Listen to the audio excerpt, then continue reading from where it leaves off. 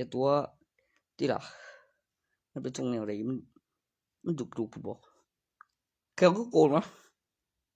แต่ยังเดิมมันตายอยู่ว่ะทุกตายหรือฟื้นก็มันตะคางคือพี่หุ่นฟังดีแต่ว่าคำทางของเตกับบางร้านสิยังใส่กูกับตันหรอวะ198ละไม่2 เมตรโบยอินเดียราชาจานราชาท่านกล้อง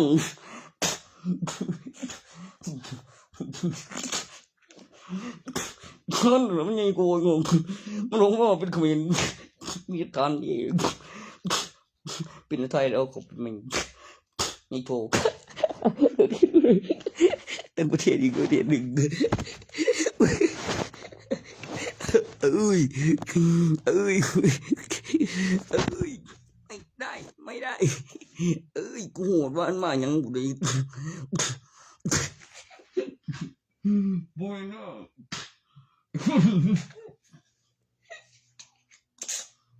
เนี่ยโว้แบบนั้นเฮ้ยไอ้กูไปเท่าคือมันไม่มีประโยชน์ได้มันต้องกูไอ้เราว่าเป็นเบาเดี๋ยวเหี้ยคืออ่างลูกสายมีฐานเก็บบ่ประโยชน์สะดวกเฉพาะระหว่างเพศลูกสายบ่ได้ก็บ่เอาเด็กเอากระทาเตตารุ่นใดขันมันสบายขันมันอ่างประโยชน์ก็มีพยานจำใดก็มักเฮ็ดฮู้ว่าตอนมันออกมาเป็นยังมันคือออกมาตอนมีพยานมันเฮ็ดจำใดก็เป็นอย่างหนึ่งเด้อก็มีบินเอากำไรมากลาง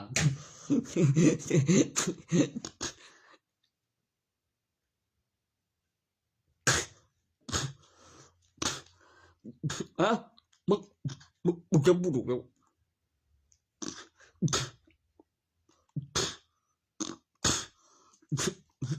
มึงจะพูดถูกแล้วไอ้หุ่นบอกพ่อตาประกวบบ่แม่นนะเดี๋ยวมันมีลูกชายดิโตโอ้ปกติกูลูกชายดิจะบอกตรงเนี่ยโอ้ได้กูอยากถูกจิตใจกูเลยอธิบายไปเหมือนจิตใจก็บอกกันกับกลุ่มสายตัวที่โตกับกูรอบีกลุ่มสายกูเห็นโมเมนต์บ่เทียมกับลูกหลายทุกคนสองก็คือว่าหูท่านมันซื้อซับถ่ายก็ถ่ายอีกว่าปีได้ถ่ายหูท่านซื้อหูจะถ่ายดูครั้งหนึ่งมันเก่งอีกผู้หนึ่ง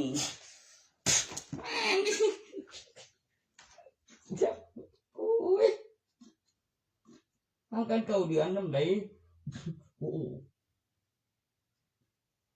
ฉันก็ได้กูยอมปิ่นเอกสารส่วนเอกสารกับสื่อผมไม่โกงบอกเล่นกันประจำนี่โทรมันจะเป็นยังไงตัวนั้นบ่ได้กูยอมแฟร์เฮ้ยตีน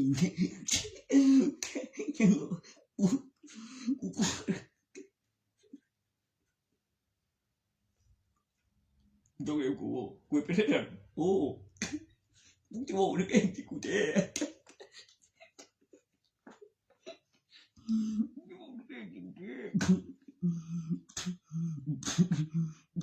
ไงโกอะไรนะไม่เจ๋งนี่มันปวดท้องได้เวร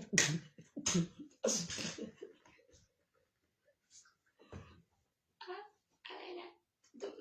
จะมาจำได้วะโอ้ยแม่งเลยขันแม่มันดูนี่วะเราเห็นกูเสียงเสียงกูดีเสียง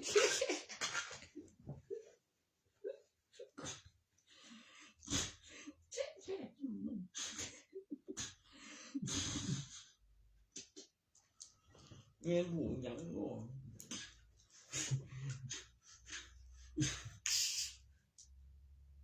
เป็นยังเยอะเลยคือก่อนเดี๋ยวว่าแม่หูหรือผู้ใดหูวะ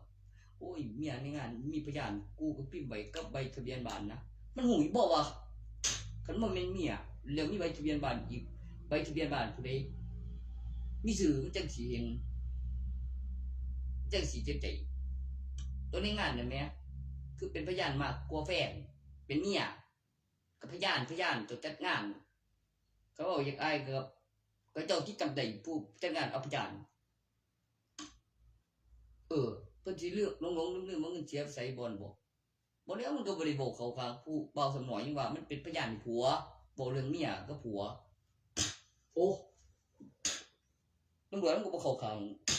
กูเบลแม่นอยู่มากูเฟียน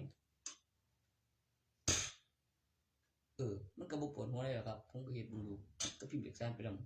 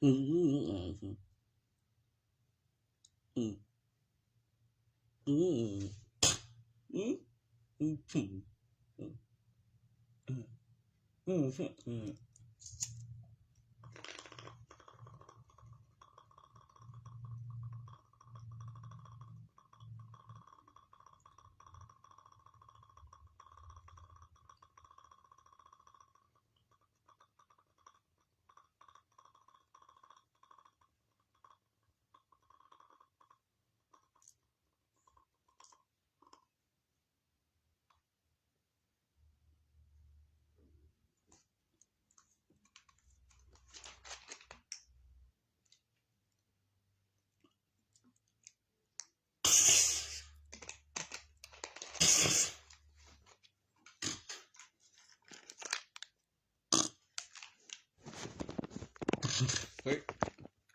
ตัวนั้นไปวะไม่รู้ครับบูฮูสักไม่ว่าผมมีถ่ายทอดสดกับคุยถึงเรื่องตรงนี้บ่มีทวงแทนได้ทองพยานกลับมาแล้วก็มันสิเอากลับมาแล้วก็อันสนับไปตรงเองบ่สองโอ้ยคือกระดาษยาวๆในซื้อคนตินกับเช็คระเบียบแล้วก็มึงจะพูดต่อเลยไอ้ตัวนั้นมันทวงแทนได้อย่างไรฉันบ่ได้ไปทวงแทนนี่กำลังเรื่องตัวนี้โอ้ย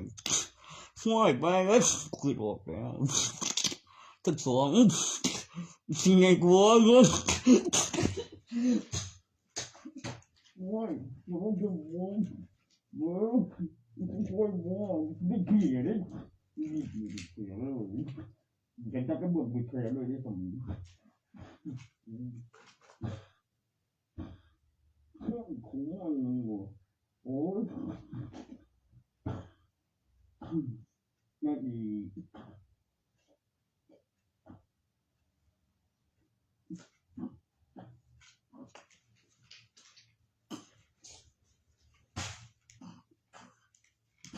คือ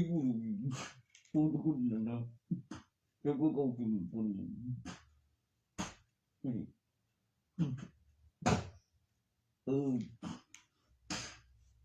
งามกว่าอยู่ทุกเทมเปอร์เลยมั้งไม่ได้ทุกเทมโอ้ยผู้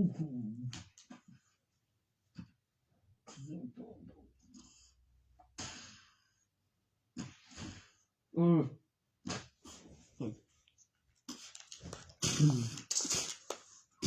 โอ้ฟังเนาะชีวิตจักรเลยมันบอกเนาะเชี่ยหอยมันตั้งแบบมันฝุ่นขึ้นมาเนาะมันก็ต้องมีตัวนี้ด้วยก็กูเด้งมึงในวิดีโออยู่ที่ว่าปักกับนี่ปูปักด้องแล้วกูเอาตัวมือต้องจอดแล้วไปห้องเตอร์จะเสียออกมาเดี๋ยวชี้ห้องเตอร์เสยโอ้บอกไม่เดี๋ยวกูหาโมงขึ้นห้ออยู่เฮ้ยมีเสียงบุกเสียงขึ้นมาเรามีแต่ร้านชายที่ละเรามีร้านสาวไงน้ำกับผู้ร้องกับลูกสาวเองไหมใช่บ่แต่ว่าเกิดไม่มีทุกคนเรารู้จักผู้หนึ่งก็เสียงหนีเหลวไปทางหน้าบอกปกติกับเพิ่นให้กูเข็มพ่อไปเล่นเจดีต้องพี่นายพี่นายพี่นาย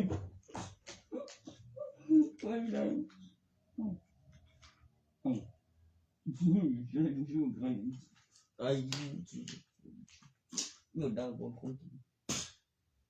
ก็เห็นเถียงข่าวเราไปทะเบียนบ้านออกเงินก่อนดูจักเดี๋ยวขึ้นวัดแล้วเด็ก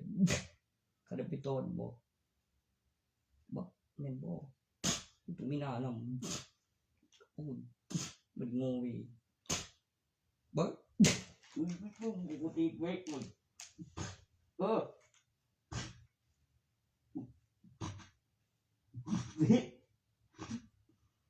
ตอน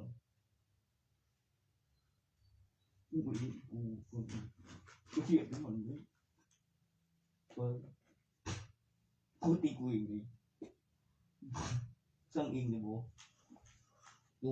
คนเห็นดูได้ไม่ดูเอาไปโยนไอ้พวกไว้คือ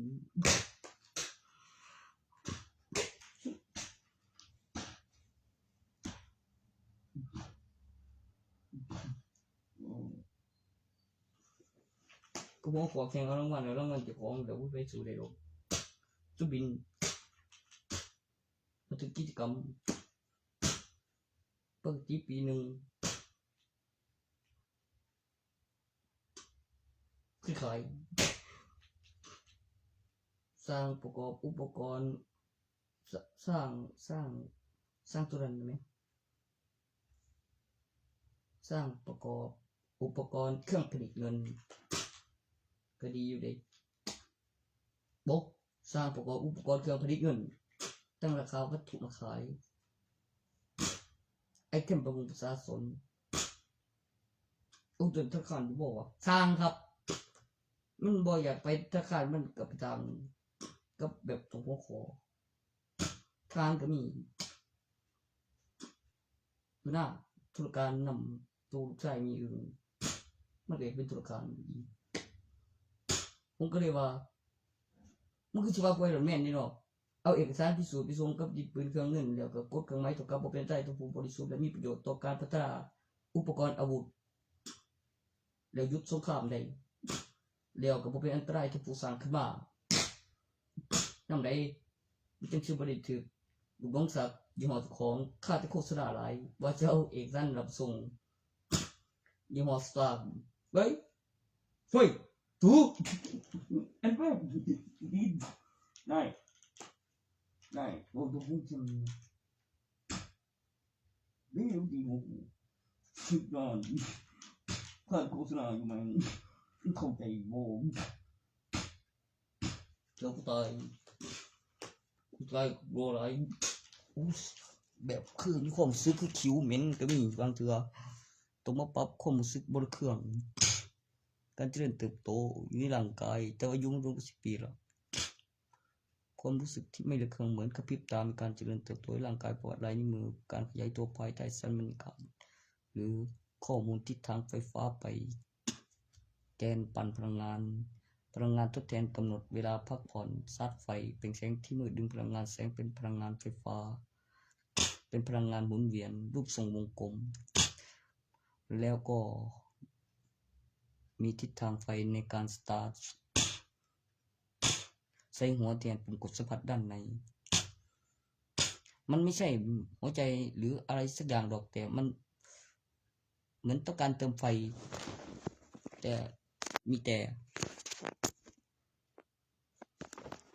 ตอนนี้นะ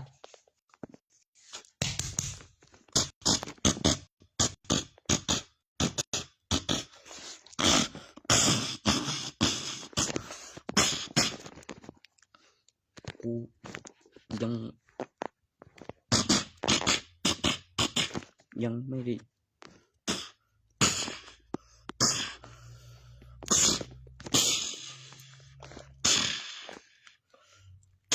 เอาเกล้าเด็กกับแป้งมึงก็เอาไปขึ้นไปเตี้ยกูจะสาดสายฟ้าให้เอาแบบประโยคไปกับพลังงานไฟฟ้าฝนตกโอ้ยแบบตบหูมาถึงจะตีขึ้นทำได้เลยบ่ทีนาไปเลยอีกหน่อยเกี่ยวข้องกูบอกอยากได้น้ำไหมเห็นพวกเขาเห็นกันรอดีเท่ดิฉันกำกูนี่ถึกใจได้ก็เรียกดินเอาโลไปว่าคือเจ้าที่บอกว่าที่มันด้วยว่าที่มันเท่านั้นเท่ายังไงเท่าไหร่กูโอ้ยcái những ngọt xuống thì được cầm lầy xuống lầy của thực hiện bị bọc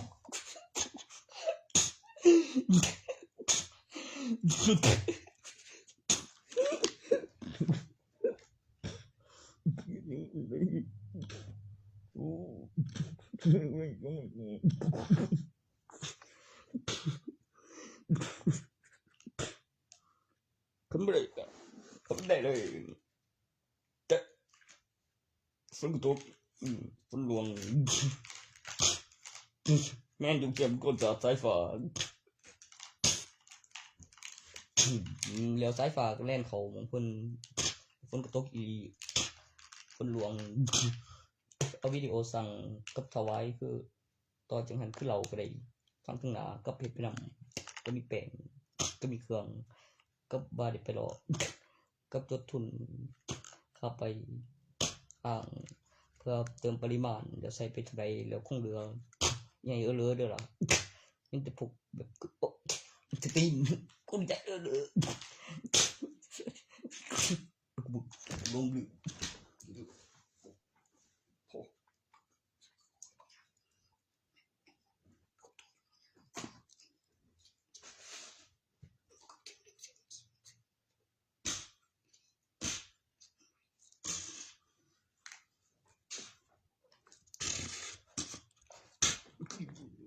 เด้อ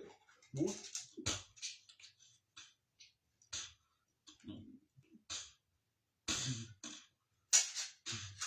โอ้ยใจดีเว้ยเห็นอกเลย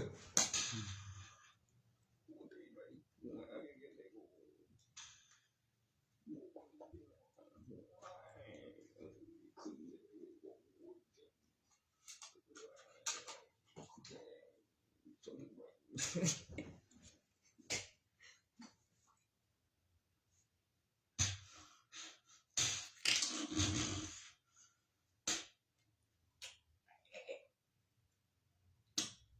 เคเป็นเรื่องของใจฟังโก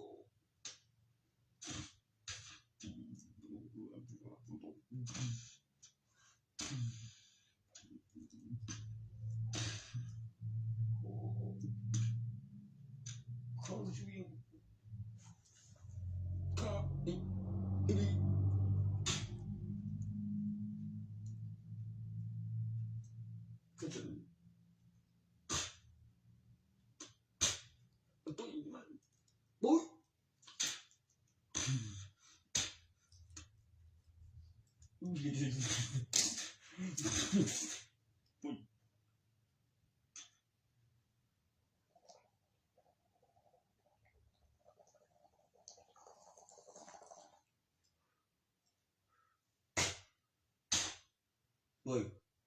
จริงๆ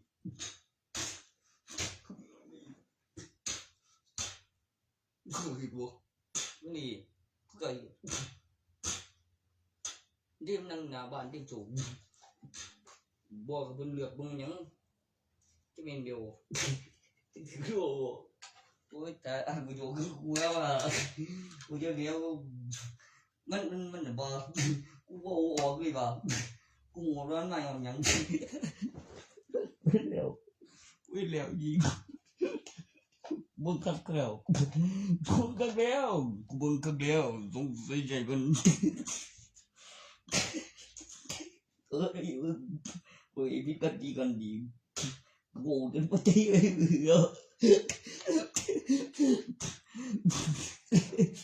กับงานกับกิจกรรมก็บ่ลงบ่ลืม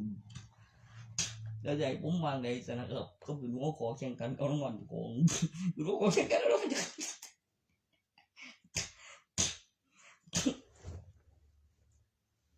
แข่งละ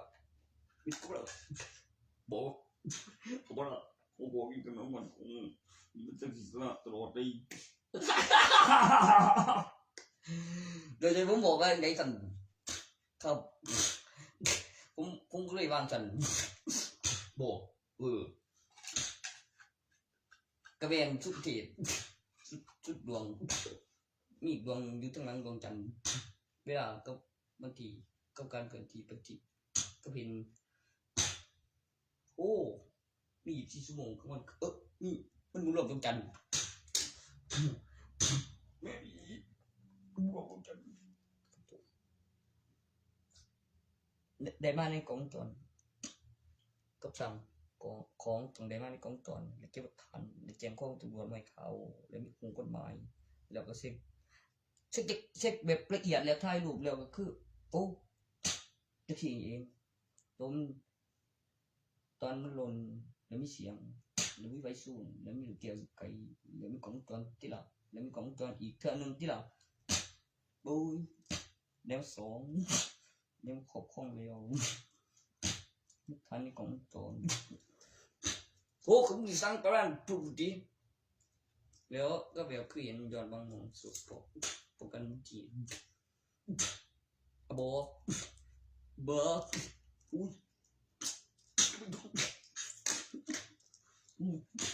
กูนั่งเก่งเลยโอ้คือเก็บอะไรมาตัวนึงมือสีมันบอกย้อมกระดูกเล่นตัวย้อนออกทางไม่เลยพี่ใบบอกไว้อยู่แล้วก็บอกเกิดบัติเหตุวิจารณ์ของตนคือหยุดโซโล่กับแมนแบบเบคอนเลี้ยวก็ทอดทั้งไงผู้ชนจ่อยแม่งเล่นตัวแต่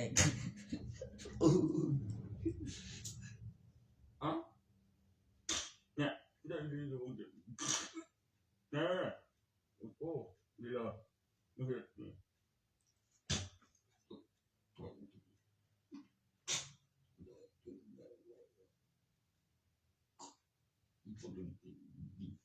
ไปเลยบอย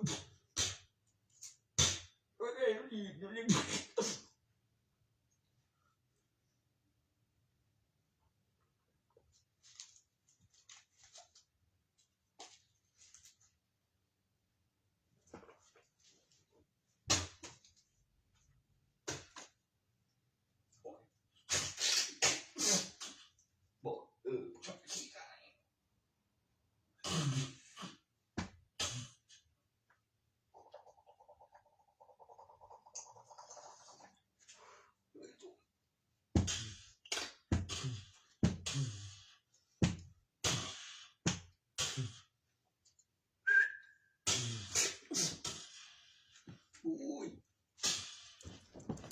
คือซุปเปอร์ฮีโร่สายพันธุ์แกร่ง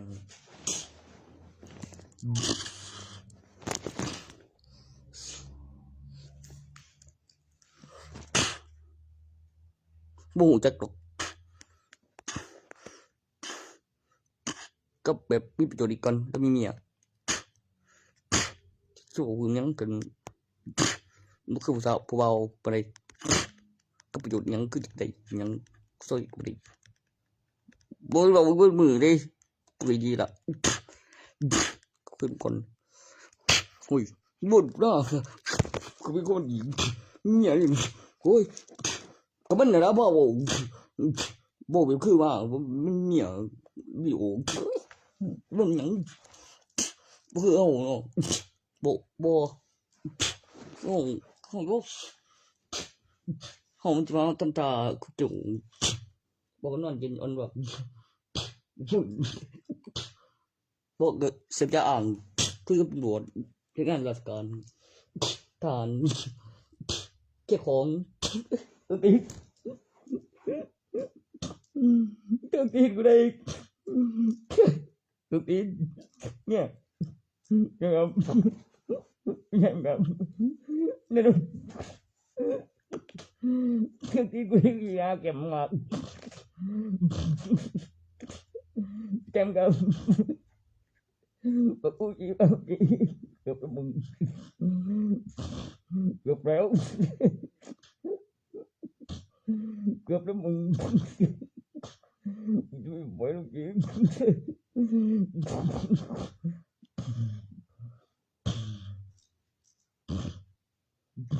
ดูเลยเบรกเลยเว้ยโอ้เดี๋ยวละสาวสูงเลยกูจะปวดหัวอีกแล้วกูใจเอาเลยตัวมันติดมาเสียวสูงเลยปวดหัวบ่คนก็เที่ยงสิให้บ่เอาเที่ยงเนี่ยปวดหัวบ่เพิ่นบ่ปวดรุนไปพยาบาลเดี๋ยวแล้วสิปวดก็รักษาที่ตื่นมาหามันตื่นฟังใหม่บ่ได้เห็นปวดหัวดอกมันบ่ค่อยไปวิดีโอมันคันบ่เข้าโรงพยาบาลมาก่อนน่ะบ่ครับพอเข้าโรงพยาบาลไปแล้วว่าปวดหัวไม่กินตำรวจไปกินไอติมไข้ขึ้นมันอย่าเสือคนข้างเคียงตามมันบ่ไว้กายไปหลังแล้วก็ไปยีโทรบอกถึงไปทะเบียนบ้านหลังเป็นเบาไอ้ดูสิบ่ได้สิโอ้ปวดหัวจะวิ่งกายมันแล้วกูบอกไว้มันปวดหัวตะโกนแล้วก็ที่รู้พิมพ์มันอธิบายไม่คล้ายๆกันกูมาคำอธิบายต่อ1 2แล้วมีหลักฐานแล้วมีพยานเลย1 2แล้วไปนำแล้วมีลูก2ที่แหลมแล้วมีหลักฐานถูกแสดงกับพยานแล้วพยานมีแก่องค์ใหญ่โตอีกสำคัญปลุก2ห้อยเจ้ากับเงินเดือนเก่าเก็บตัวเองโอ้ปุ๊บบางโชว์ดิโชว์ดิบ่ได้โอ้ยเอาเก่งโชว์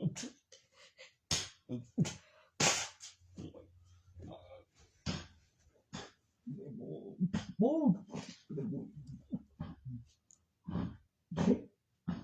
เฮ้ยตู้ทำไม่ได้เฮ้ยเก็บบ่ไม่ได้เด็กกู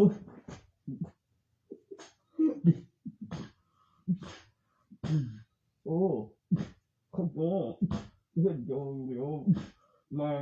หมองเฮ็ดโกับมันปุ๊บวอน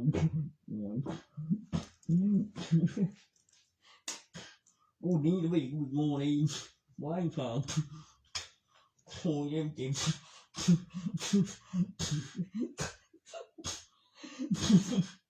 กูตีกู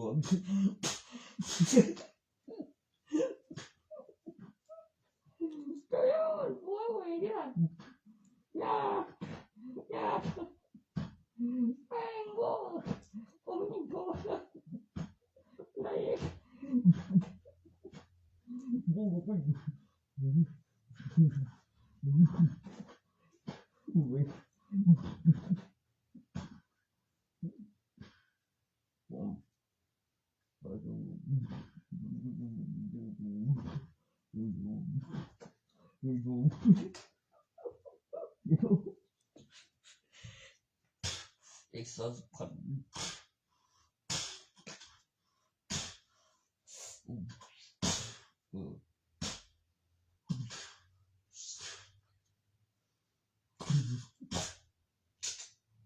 มา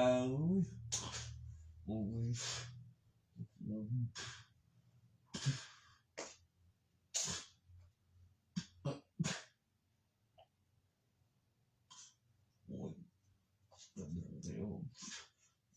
กำลังซื้อคุยหม้อไปนึง66ซื้อสาวเลี้ยงสาวคู่ทุกที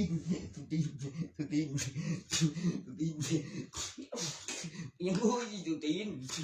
ว้าวไอ้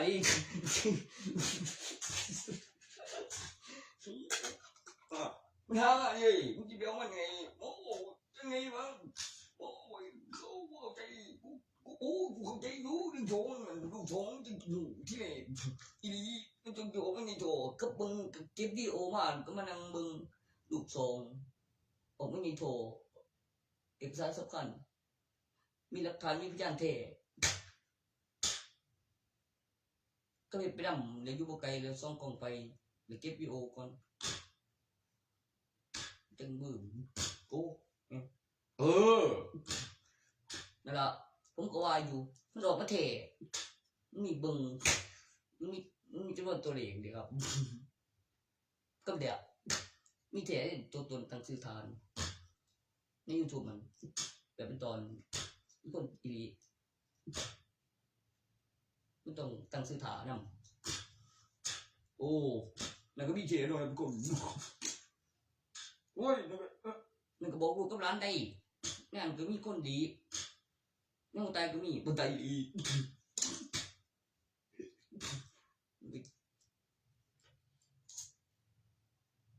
ผมไปหลายโรงพยาบาลอยู่แล้วครับมีพยานแต่ผมก็บ่ทันพิการบ่ทันตายโอ้ยโอ้บ่ทันถูนำนี่บ่ตายบ่ทันตายอีปัจจุบันอายุ28เอง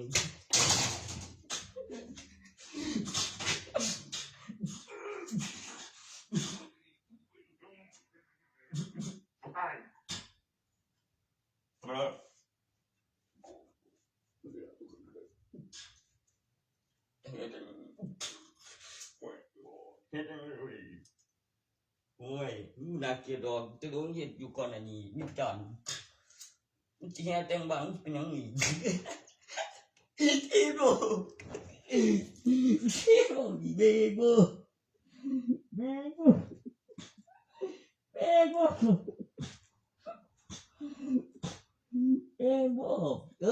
ก็เปิดก็ไปเบิ่งที่ทุนมื้อนึงกับกำไรเงินของเงินถอนมื้อนึงแล้วดับแบบบินปีแล้วบ่ให้น้อยโกกับมีกำไรมื้อนึงกับทุนกำไรกับคำอธิบายเอกสารก่อนลงทุนเพื่อให้ได้ดีธนาคารนั่นล่ะถอนเบ้งนี่มีเลย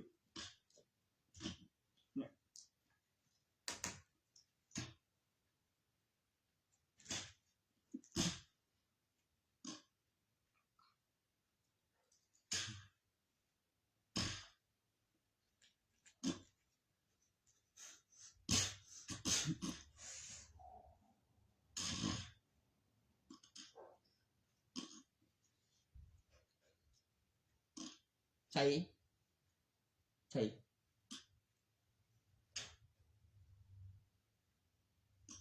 ตัวแล้วอยู่ได้ล่ะแล้วเอกสารฝากท้องมงซื้อบิดามารดาแล้ว2บานแล้วมันเป็นหลักฐานเอกสารวัตถุระหว่าง2เอกสาร2บานข้างกันแล้วก็มีคนเป็นพยานมีทางหน้ากับทางนี้เดี๋ยวเอกสารมันก็สิตรงกันนั่นเด้แล้วมันก็มีแท้มันโดนมีเบิ่งมีจริงถึงปัจจุบันไทยทอดสดจะพาต้นแม่นะครับ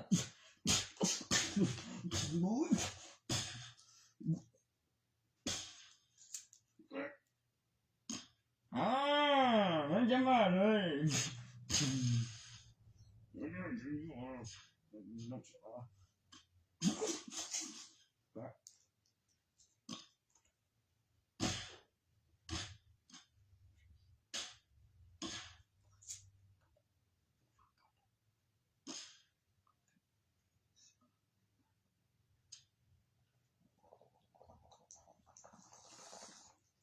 มันก็อยู่มีค่าปันเนาะ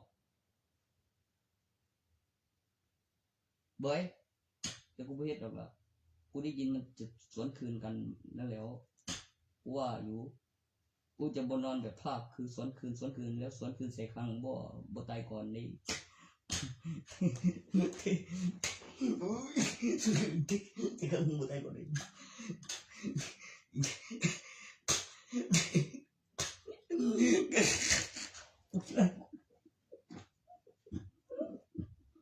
โอ้ยโอ้ยบ้าบ่ฉันจะบ่ตายก่อนนี่นับแล้วก็ได้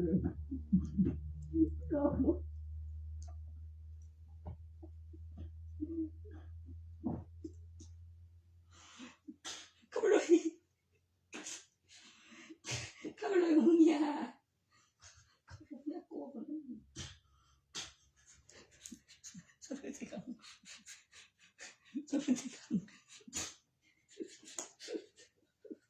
ตายก่อนพอแล้วไงโอ้มันจะขึ้นไปครั้งมันเป็นความจำเป็นอะไรครับ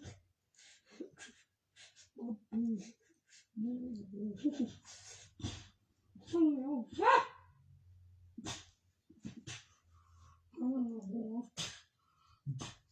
มึงอยากฟังvoiceนะมันนอนเกมนี้มา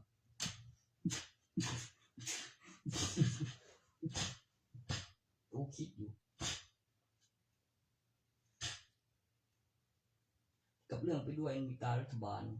ว่าภาคถึงไหนภาคต่อเรื่องใหม่แล้วแบบไกลๆแล้วออกมาเองก็มีโอ้ตารัฐบาลแล้วขึ้นตารัฐบาลกับเรื่องภาคถึงเอาผมมึงเข่งเจิงกูอย่างเท่เข่งเจิงกูอย่างเท่ยังล่ะกูสิเอาผู้เดียวกูพอกูเว้าไปนำก็บ่เห็นดีส่วนโง่กูตีกูบ่นั้นมึงมีกูกระบดนำ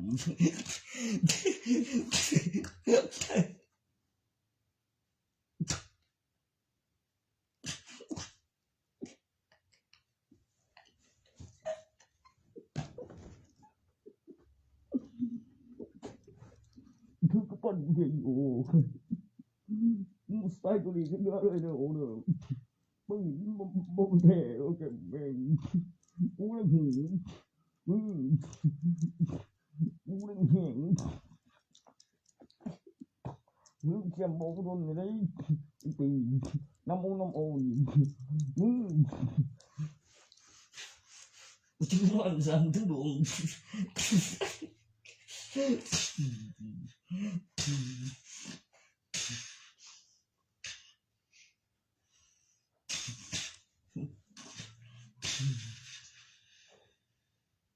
ระบบโอ้คือสั่นนึง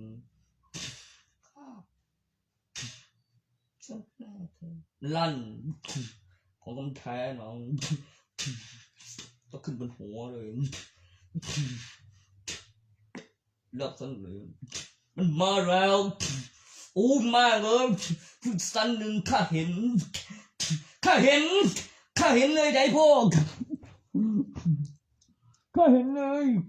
แต่เต็มสมองข้าเห็นแต่เต็มหมกข้าเห็นเลยบอกคือฟันเห็นหรือได้ยินเสียงข้าเห็นเลยหมกคอแทนเนี่ยหาร้อยเฮ็ดเมียผู้อื่นคือได้เงินบ่วะบ่แล้วไปบ้านบ่โอ้ยขี้ร้ายเอ้ยจังบ่คนมันขนาดนั้นนะโอ้แม่งบ่โอ้บ่ฮู้ในบ่ได้ดอกเขียนก็บ่ได้ไม่ปึงมันก็บ่ได้แบบนั้นบ่ไปโอ้บ่ได้แบบนั้นกูก็บ่ได้อ่านลูกสาวว่าไปแล้วจะอ่านลูกสาวว่าหยังอ่ะโอ้แล้วก็เก็บแล้วก็จับ มันเอาไว้ไม่กูตีกูนี่หน่อยโลกว่าอยู่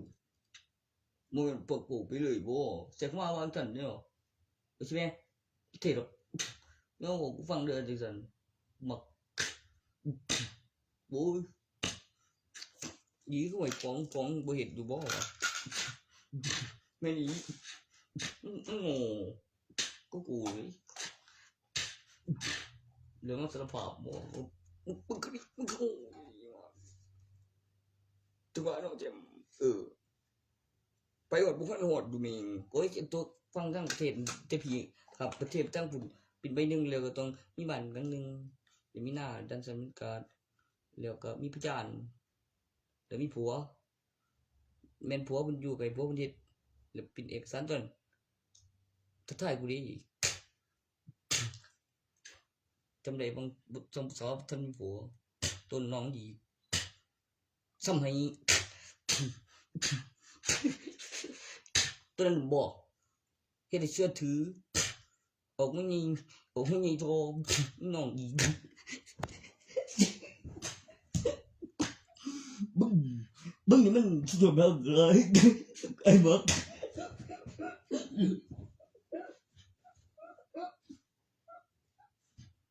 ถ้าเรื่องนี้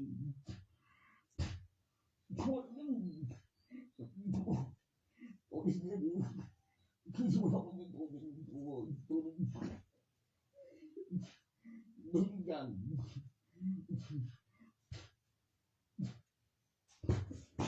โอ้ยเห็นไหมน้องอีกผมก็เป็นผู้หน่อยกูสาวโต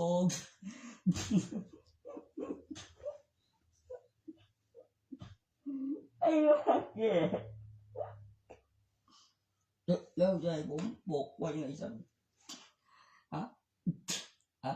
ก็ไม่ไปทำก็มีโทรก็มีเบิ่งกูมีเพชรเป็นโดยังจะให้เป็นบ่ก็คือส้นกันไก่โอ้กูของเกิดบางหันบ่ส้นกันไก่กูได้อธิบายไปแบบว่าคนไปงงมันบอกไปแล้วอยู่ในวอร์ดวังนี้มันก็มีหลายคนแล้วคนมันก็มีคงดีมันจะสอบมันอ้างประโยชน์แล้วได้ไม่ดีแล้วมีของคือมันจอนแล้วก็ต้องตายหายใจแน่นอยู่หลังพี่แมนแล้วหอดปัจจุบันเห็นหน้าคนดีคือแล้วก็ไปเกี่ยใครดีดีโกหรือบาปมีประโยชน์ต่อการพัฒนาจำใดคนไปงง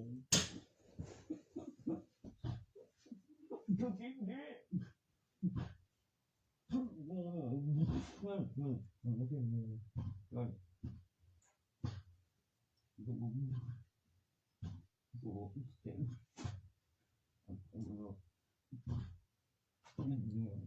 ูไปที่ผมมันเจอกูดิวละโอ้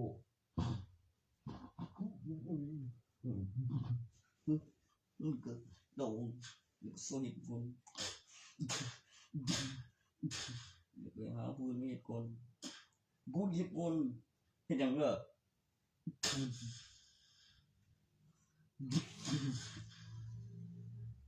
แล้วมันดีทุเรศใช่ปะมันจะปีวะมันจะสองไก่ชั้นสองบ้องคือไก่มันเรียนระวังเด้อเด็กขาดด้วยบอกก็คือเห็ดให้มันเป็นหนีมันโดนแกล้งบ่นั้นอังว่าจะมันโผล่เขากูดบ่ทั้งหายทั้งวิ่งหนีใส่ทั้งตีคนโดนสิบอกดีบ่มีโทษเบียบบ่ทันเหรอก็บอกพอใจก็ปกติก็บอกไปประโยชน์ก็พิวอีกสารก็มีของจนโอ้โหโอ้โหจริงดีดีจ้าเลยบุเบลมันเรียนช่วยกันบุเรียนบุเรียนปืนก็ดีเหมือนมาเป็นเรียนปืนไม่ต้องยังดีเคยตัวที่โอ้คุณแปลโอเคปืน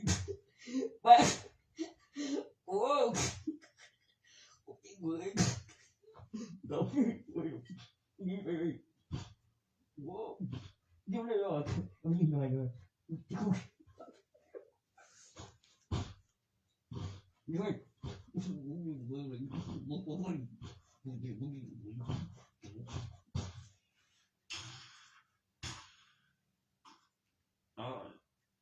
พบมันอย่างนี้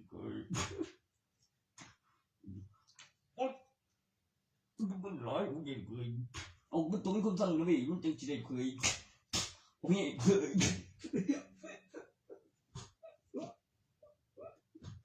ว่าเดี๋ยวกูเองมันกูนี่กูเดี๋ยวกินเว้ยมึงนี่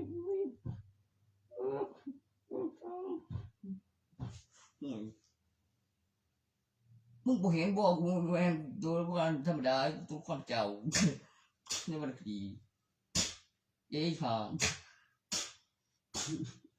ลูกนั่ง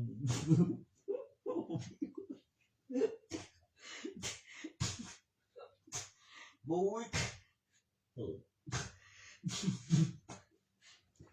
เดี๋ยวนี่บ่จะพิมพ์บอกมึงได้มันตัวละครพระเจ้าได้นี่มันก็ดีโอ้มันยังคุย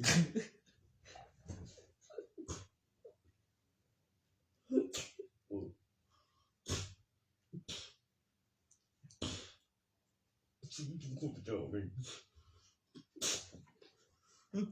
กูตึกอยู่กูตึกกูตัวมันก็สิเฮ็ดกันกับสาวบอกก็มาเฮ็ดเองบ่มีเสียงมันบ่มีคนจังของผมนี่อยู่เลยบ่มีคนจังของ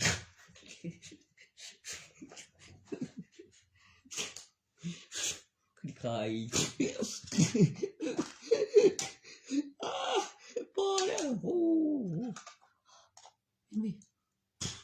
มันก็แค่เดียวหนูก็คือใครเคียงเดี๋ยวมีนานเดี๋ยวโอ้ยก็เลี้ยงแอคชั่นเดี๋ยวก็ดูการเกี่ยวมือหนึ่งนำแล้วมีชีวิตเงินเจ้าของแล้วก็ไปธนาคารคาเบียแล้วแบบนับปี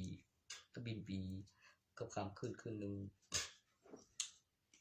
กับทุนตัวนี้ถึงเงินคาเบียของตัวพันบอกแอคชั่นบอกไว้จะบอกว่าก็พี่ไม่แม่นดูตกดินแต่นี่เงินคงเจ็บมียังโชว์ดูบ่มีหนูนี่ปืนโอ้ยกูเจอเจ็บลิ้นกูเปิดเร็วตื่นเจ็บไม่ลงปูตินเว้ย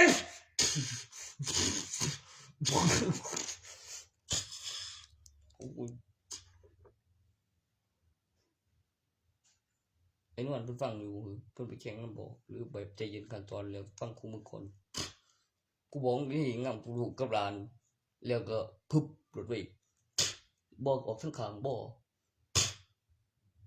อีกไอ้บอกออกมาอีกนึงทั่วไปเซ็นบอกมีห้องสงสัยไปแล้วมั้งคันบอกออกทั้งข้างเป็นสาวจ่อยมันสิตัวกูเป็นหยังล่ะกูนี่จะหึมตรงนี้นั่งรถกันรอบ้านซื้อก็ได้ไม่ตัวซึมซาไปเลี้ยวไปเนี่ยนี่เจอยังยังบัวไปนี่มันบอกว่าจริงกูเองกูตี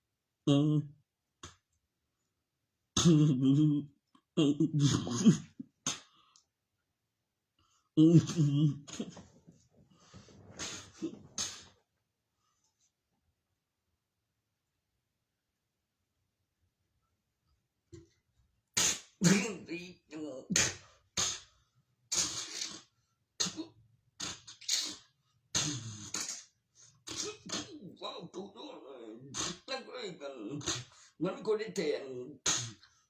มันก็แทนได้เหรอมันโง่นี่มันโอ้เบ้อ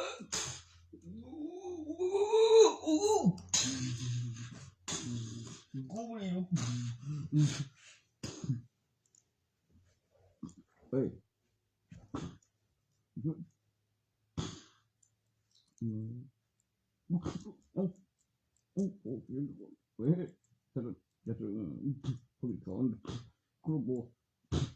Mang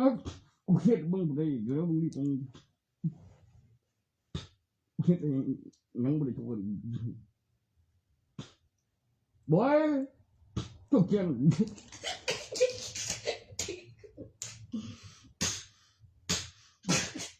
เอ้ยจะได้ได้เห็นก่อนให้ได้เห็นก่อนบ่ข้างดาวข้างบนนั่นแล้วผมก็เลยสิตอบเอกสารทำว่างผมจึงได้มาในความจริงมันเกิดให้ได้เห็นก่อนที่ล่ะเหลือโสดเต็มขึ้นเลยใจโสดอย่าใช้น้ำไหน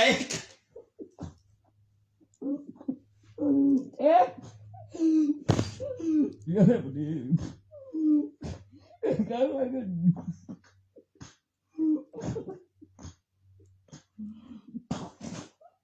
ใจโสดได้ไหม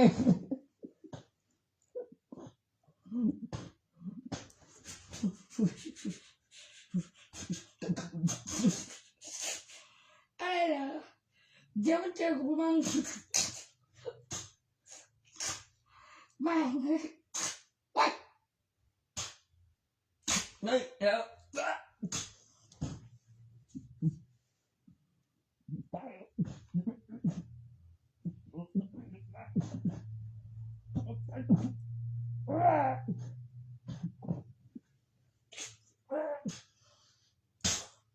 ใจมาแม่โอ๊ตโอ๊ตจะชิงแล้วหรอกอีกคนสามโอ๊ตใส่ตัวมันเลยมึงจะเตะนะผมชอบนะ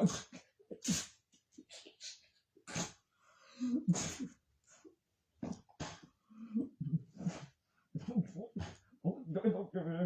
เป็นดู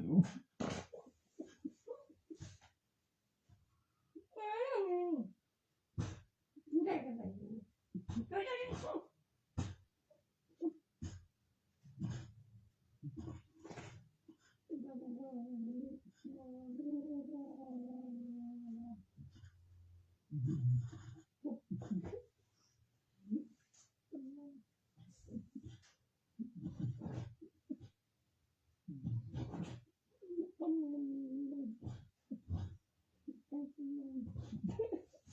ตอนไปโดนวันนี้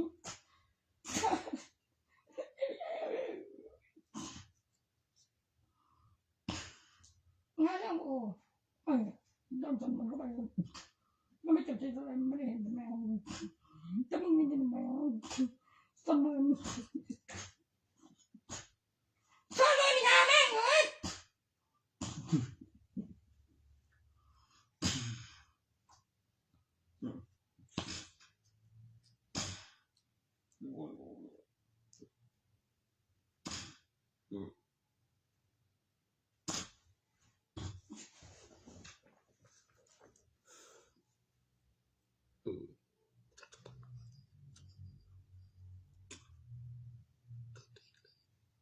ยังเจอสารบางนี่เทียได้อันคือสำเร็จกดตีนเอ้ากดตีนยังเนาะก็พอ2เรื่องต่างเขาบอกอีกครั้งนึงแล้วอีกจังนึงนะตกอ่างละคันดิเฮ็ดเป็นเฮ็ดได้เฮ็ดเห็นก่อนบ่เซ็นจุแม่จะชดว่าเว้ยมันหอมทำกูด้วยเอาไปได้ฝากกัน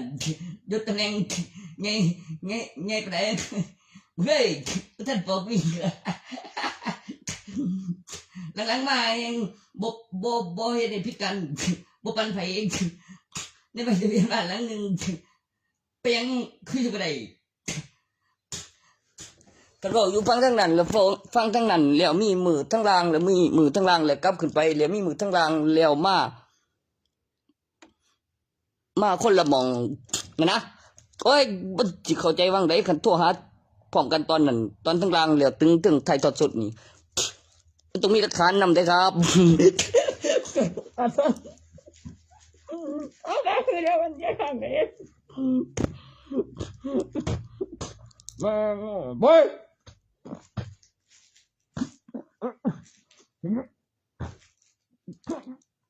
นะทุกคนคนจะทำอะไรต้องมีพังอะไรเสือเป็นไงโอเคน้องมาครับปวด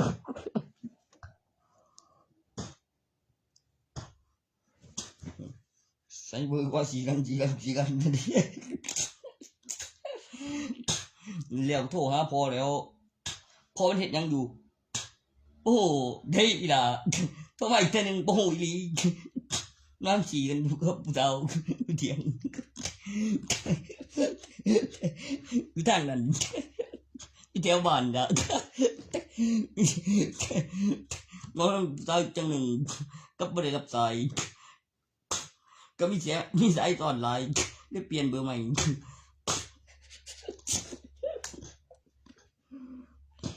มากเลยโมกจริงกูกันไปเฮ้ยอันตัวนั้นมันจะละเอียดอะไรจะละเอียดแล้วนี่ล่ะ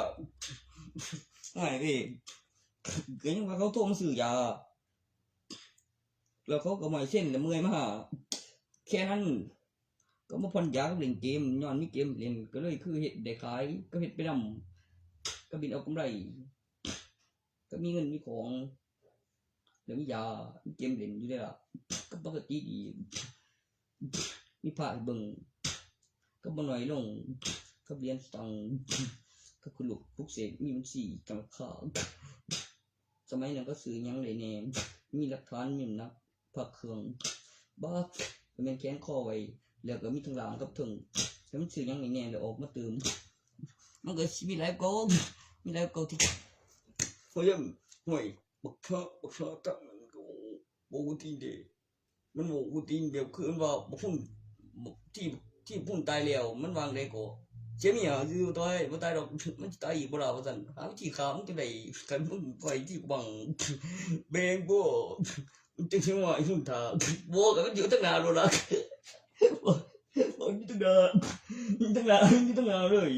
โอ้ใจบ่อยู่ในที่สวยอีก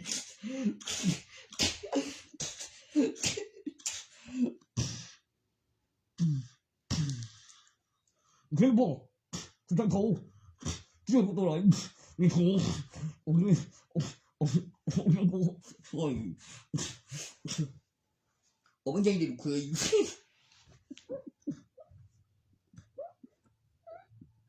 เอ็บโด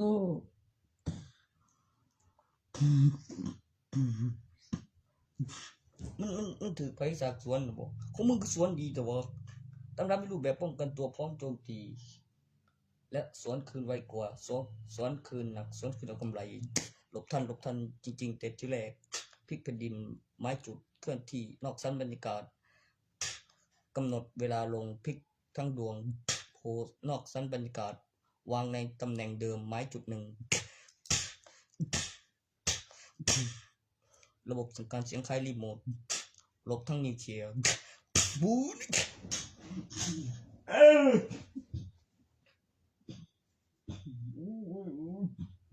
ไม่คือนี่ลบทั้งนิวเคลียร์นอกคือวันนี้โดนมาจุดนึงรอที่เดิมลบทั้งนิวเคลียร์ก็มาดีแล้ว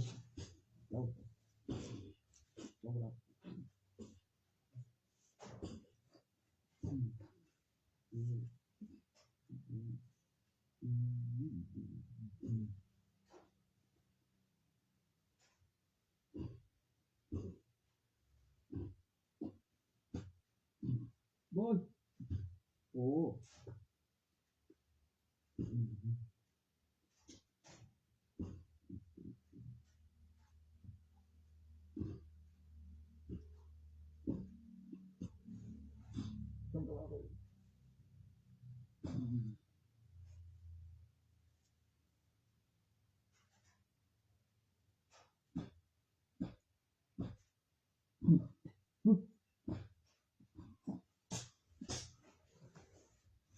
ไม่ได้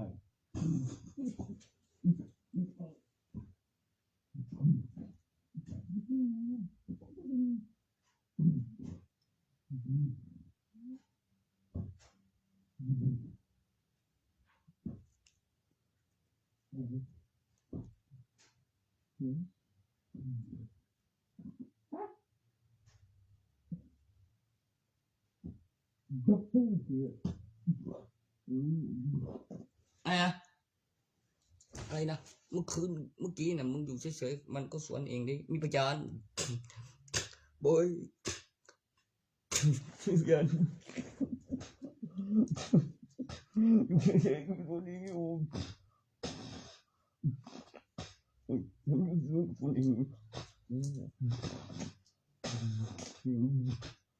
ยากฟังเลยใส่ตายเลยโอ้ยโอ้ว้าวร้อนจุสวยเลยช่างโอ้ทุกอีนี่โอ้เธอมาดิมันไม่คิดเกี่ยวกับมันเดียวอีกทีเดียวจะได้บ่เรื่องบ่มีน้ำแม่งบ่บ่ได้พนันลูกสาวหยังกันดิบ่ฮู้จ้อยฮู้เรื่องหยังชื่อใจเดียวลืมจะไปนำอยู่มันก็บ่ปากบ่เขินเบาแล้วก็ที่หยังแล้วกำลังบ่ย้อนหลังจมกูก็บ่ไปเองบ่ซะไปคันมึงฮู้หยังหลายกว่านั้นบ่ถือตีน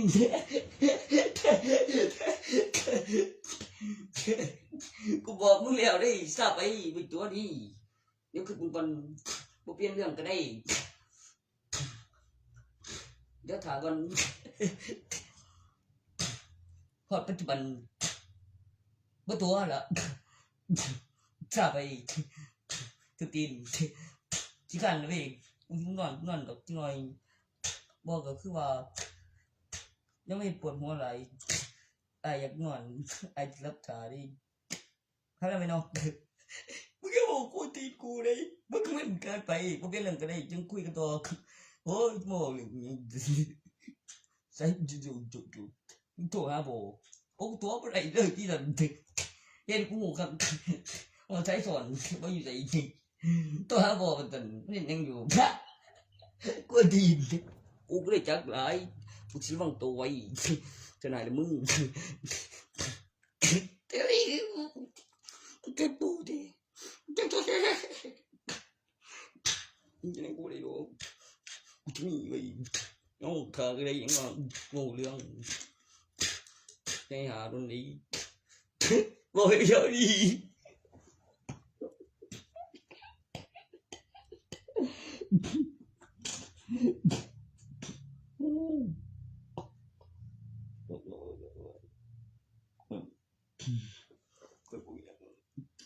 บ่นี่ไม่คือ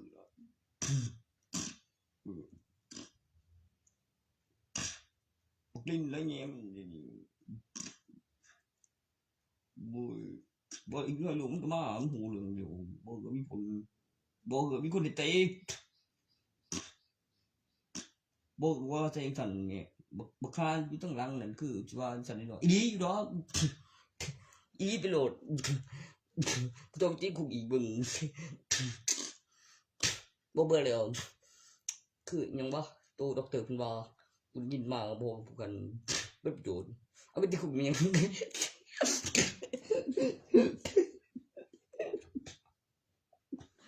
กูบ่ทันไปได้กูเรื่องบ่ทันแล้วเดี๋ยวกูใส่ปอโตก่อนกับกาโปทุกเรื่องอีกสั่นกาโปไปเทศของจรแล้วโยกบับเบิ่งก่อนไล่ได้เท่านี้เดี๋ยวนำขึ้นก่อนจะมือเทศใจหลายโอเค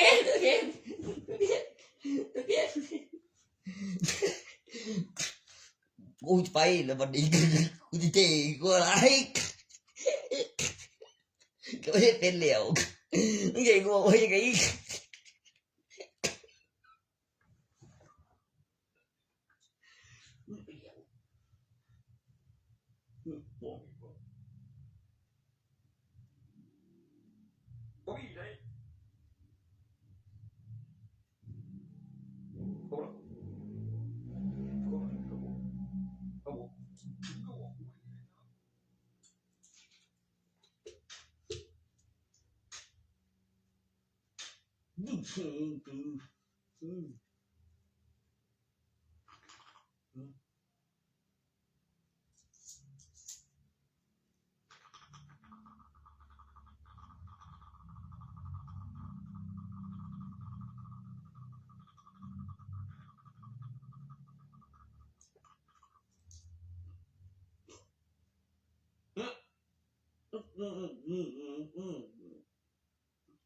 อืมอืมอืมอืม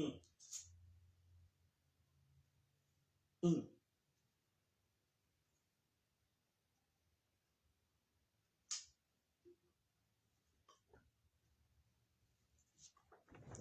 หน่อยกลัวจริงๆมันก็ง่ำกลัวหรืองี้กลัวหรือตีคืนเรือมึงสิไปใส่ไว้ดีก็ได้เป็นหญิง